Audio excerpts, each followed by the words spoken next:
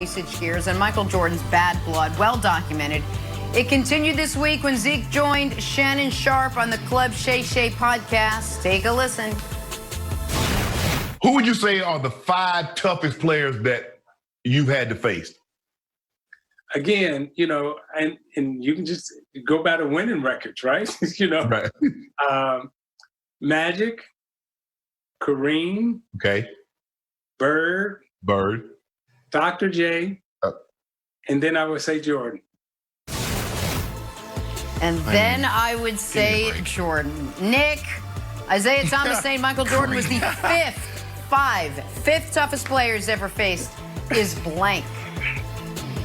Yeah, it checks out to me. I mean, we've got some amazing Jordan highlights here, and we can just continue to let them roll.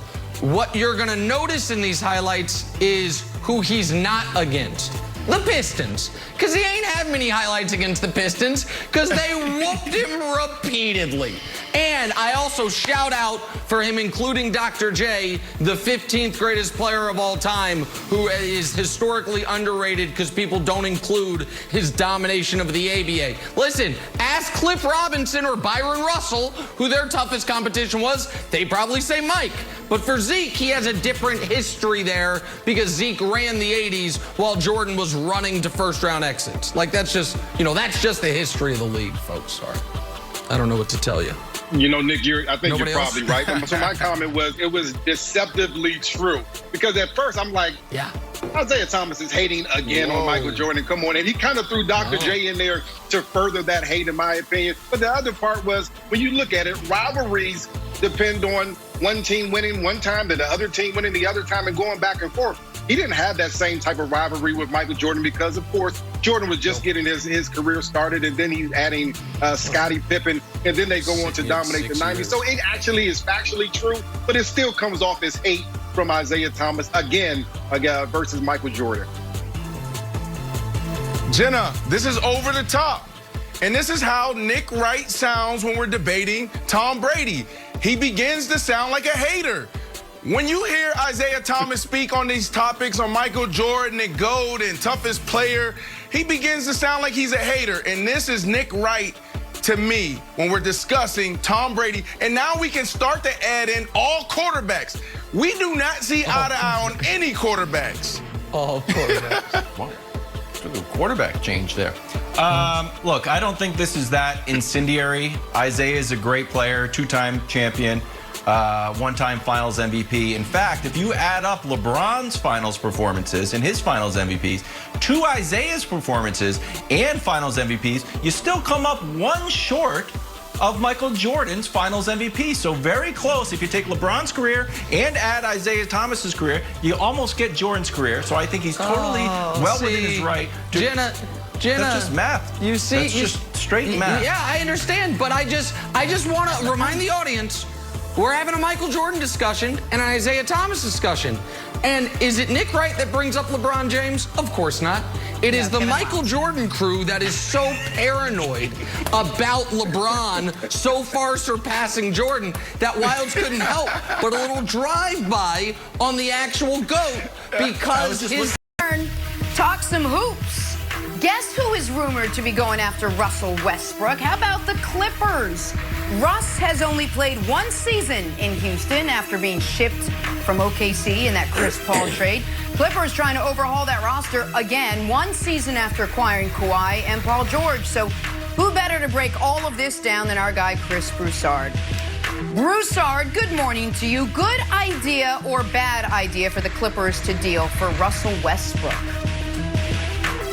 Well, first of all, to use my favorite Nick Wright word, I would be absolutely gobsmacked if this trade happened. All right. Number one, I've been told this by somebody close to the situation that is not going to happen. Number two, I don't think it makes a lot of sense for the Clippers. If I could get him with Kawhi and Paul George, you might think about it, but I don't know if that could even happen. But here's the deal.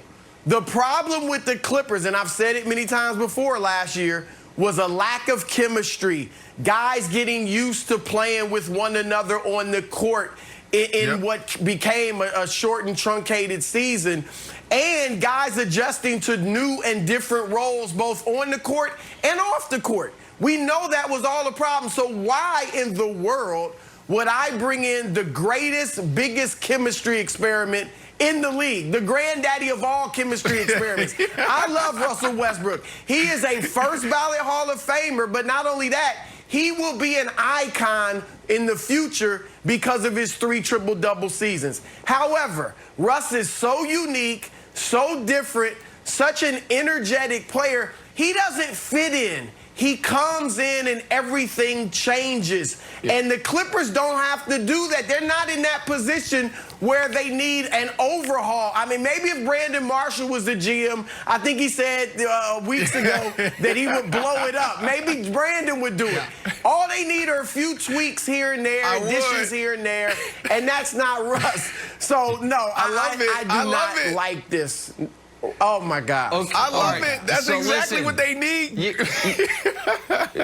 Well, so here's the deal. Go ahead, The Clippers have 2 major problems.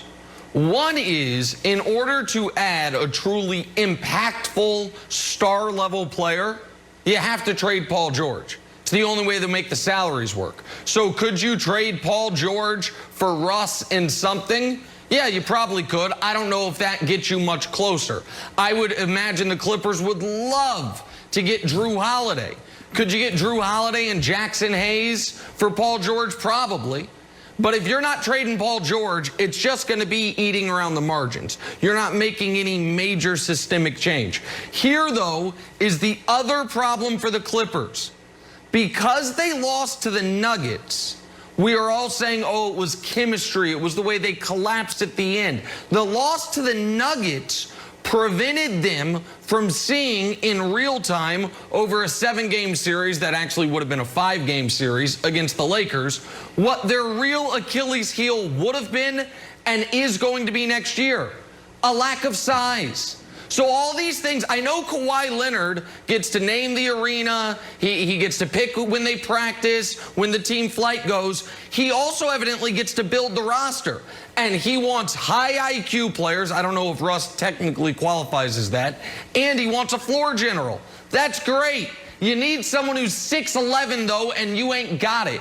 And you would have seen that had they played the Lakers. But they flamed out so spectacularly and so historically and so embarrassingly the round before, they didn't even get to see what their real problem is. So, no, you can't make the salaries work realistically, Wilds, unless you're trading Paul George. And I don't think trading Paul George for Russ makes you appreciably better. Yep. So I don't think this is their biggest need, and I don't think it's going to happen, Wilds. Also, I don't think the Rockets want to do this. I think the Rockets are still closer to missing the playoffs than winning the championship. So I think they need to make a move, but I don't know if they're just sending Russ to another team in the Western Conference makes any sense. Broussard, you brought up an interesting point about Russ being an icon. I think he's in the weird spot where he doesn't necessarily need to win a championship. I think Harden needs to win a championship. I'd like if CP3 won a championship, but for some reason, maybe just because he's such an electric player, Russ doesn't. The other half of this rumor was Russ to New York, and I think it'd be better if Russ just got the keys to the car, could drive it as fast as he wants, could crash it into a few trees if he had to, which will happen, but do it in New York with the bright lights. So I think that's what he needs. That would be best for his legacy moving forward, not to championship chase. A great point, Wilds. And I've said this. Look, when we think about Oscar Robertson, what's the first thing we think of?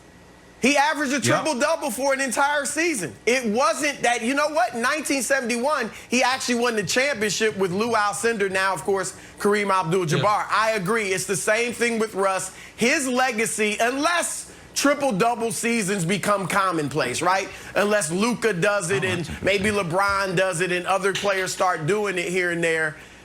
His legacy is going to be, this guy was the only player ever to average 3 straight triple-double seasons it's not going to be about any championship he wins later in his career. So I do agree with you there, although it might make sense for Houston to make this move because you're not winning it with Russ, and he's got 3 years, $132 million left on his deal. So they are wise to start looking around